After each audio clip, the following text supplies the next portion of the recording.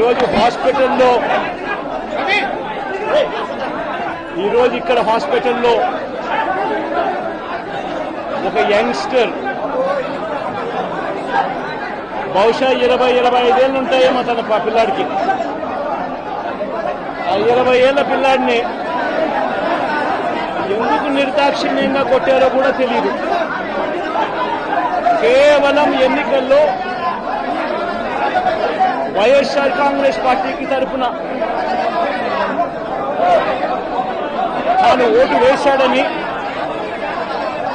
వైఎస్ఆర్ కాంగ్రెస్ పార్టీకి సంబంధించిన కుటుంబానికి చెందిన వ్యక్తిని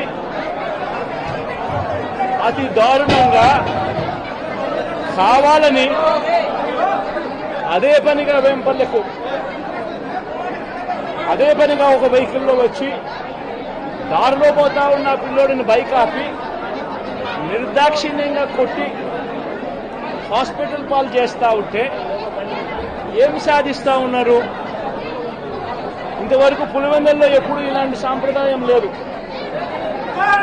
ఎన్నో ఎన్నికల్లో చేశాం, ఎప్పుడు పులివెందుల్లో ఇలాంటి సాంప్రదాయం లేదు. ఎన్నికలు అయిపోయిన తర్వాత ఓటు వేయని వారిని కొట్టే కార్యక్రమం ఎప్పుడు జరగల. రాష్ట్ర వ్యాప్తంగా కూడా ఒక భయాందోళన వాతావరణం క్రియేట్ చేయడం కోసం అని రాష్ట్ర వ్యాప్తంగా ఇదే చేయిస్తా ఉన్నారు దగ్గరుండి. ఏం సాధిస్తారు దీనివల్ల? మీరు వేసే ఈ బీజం చేసే ఈ చెడు సాంప్రదాయం రేపొద్దున మళ్ళీ తెలుగుదేశం పార్టీ కార్యకర్తలకి చుట్టుకుంటుంది. చంద్రబాబు నాయుడు అనుకుంటా ఉన్నాడు తానేదో ఈ మాదిరిగా చేసి భయాందోళన క్రియేట్ చేసి వైఎస్ఆర్ కాంగ్రెస్ పార్టీకి ఓటు వేసిన వారిని కొట్టడం వల్ల ఒక తెలియని ఆనందం తనలో ఏదో పొందాలని చెప్పి అనుకుంటా ఉన్నాడు. రాష్ట్ర వ్యాప్తంగా ఒక భయాన్ని క్రియేట్ చేయాలని ప్రయత్నం చేస్తా ఉన్నాడు. కానీ నేను చంద్రబాబు నాయుడు గారికి మరొక్కసారి కూడా చెప్తా ఉన్నా, ఒక చెడు సాంప్రదాయానికి నాంది పలుకుతా ఉన్నారు. దయచేసి ఆపండి. ఆపకపోతే మాత్రం ఎల్లకాలం మీరే అధికారంలో ఉండరు. అధికారం మారిన రోజున ప్రజలు చంద్రబాబు నాయుడు గారు చేస్తా ఉన్న ఈ అన్యాయాలను చూసి శిశుపాలని పాపాలు పండినట్టుగా ఆ పాపాలు చాలా వేగంగా పండుతా ఉన్నాయి. అధికారం మారిన రోజున తాను చేస్తా ఉన్న ఈ చెడు సాంప్రదాయం తనకే చుట్టుకుంటుంది.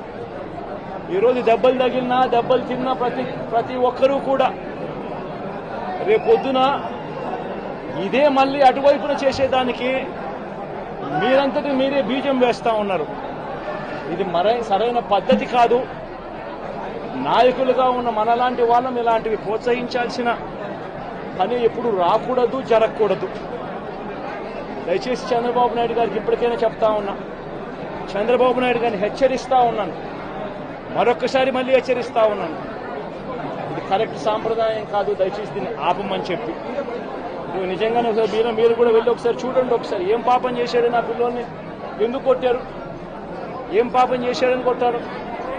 ఒకసారి హాస్పిటల్లో కూడా ఒకసారి చూడండి. ఒకసారి 90 మంది పిల్లలు ఇక్కడ జాయిన్ అయ్యారు. మధ్యాహ్న భోజనం పథకం సరిగ్గా జరగడం లేదు. పిల్లలకు కనీసం బ్యాగుల సప్లై కూడా సరిగ్గా జరగడం లేదు.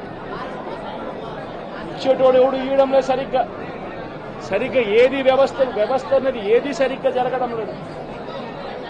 వ్యవస్థను గాడిలో పెట్టండి. మీరు ప్రజలు మిమ్మల్ని ఏదైతే ఓటు వేశారో ఒక కారణం చేత మీరు ప్రజలు 10% మంది ఓట్లు, మాకు రావాల్సిన 10% మంది ఓట్లు మీకు వైపు డ్రిఫ్ట్ అయ్యాయి అని అంటే కేవలం మీరు చేసిన మోసపూరిత వాగ్దానాల వల్ల డ్రిఫ్ట్ అయ్యాయి. ప్రజలు మీ దగ్గర నుంచి ఎక్స్పెక్ట్ చేస్తా ఉన్నారు. రైతులు అల్లాడిపోతా ఉన్నారు, రైతు భరోసా అందక. పిల్లలు అల్లాడిపోతా ఉన్నారు, పిల్లలు బడులు స్టార్ట్ అయ్యాయి. కానీ తల్లులకు అమ్మఒడి కార్యక్రమం ద్వారా వస్తా ఉన్నది రావడం లేదు. తల్లులు ఎదురుగా ఆశగా ఎదురు చూస్తా ఉన్నారు. వాళ్ళని చూసుకోండి. అక్క చెల్లెమ్మలకి ఇస్తామన్నారు నెల 1500 రూపాయలు, అది ఇచ్చే కార్యక్రమం చూసుకోండి. ఇంటింటికి ఉద్యోగం అన్నారు, ఉద్యోగం ఇవ్వకపోతే 3000 రూపాయలు ప్రతి ఇంటికి నిరుద్యోగ వృత్తి అన్నారు. ఆ పిల్లలందరూ ఎదురు చూస్తా ఉన్నారు, మీరు ఎప్పుడెప్పుడు ఇస్తారు 3000 రూపాయలు నిరుద్యోగ వృత్తి అని. అది చూసుకోండి.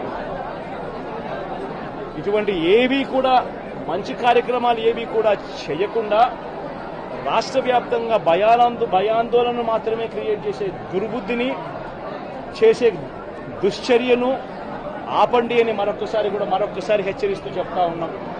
శిశుపాలను పాపాలు పండినట్టుగా వేగంగా జరుగుతూ ఉన్నాయి. తన పాపాలు పండడం అన్నది కూడా తను మర్చిపోతున్న సందర్భంగా మరొకసారి చెప్తా ఉన్నాం.